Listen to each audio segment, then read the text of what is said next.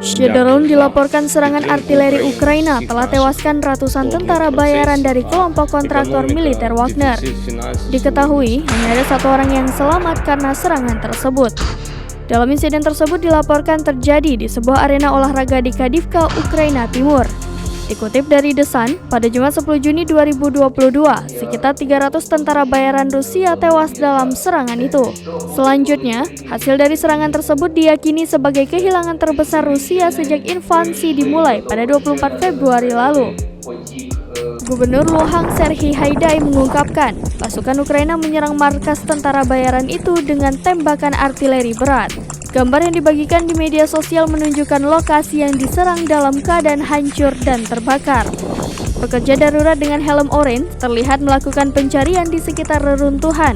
Kelompok Wagner dipercaya telah ditugaskan Putin untuk beroperasi di Ukraina secara rahasia sejak aneksasi Crimea pada 2014 lalu. Rusia menggunakan fasilitas olahraga itu sebagai markas sejak menyelinap ke Ukraina pada 2014 lalu. Sebelum melakukan penyerangan pada Februari yang Putin sebut sebagai operasi militer khusus, Kremlin telah mendukung pemberontak di wilayah Donbas.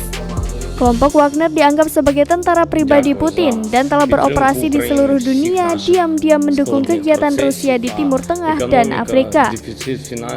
Putin diyakini menggunakan kelompok itu memberikan penyangkalan yang masuk akal karena mereka tak secara eksplisit terikat dengan Kremlin.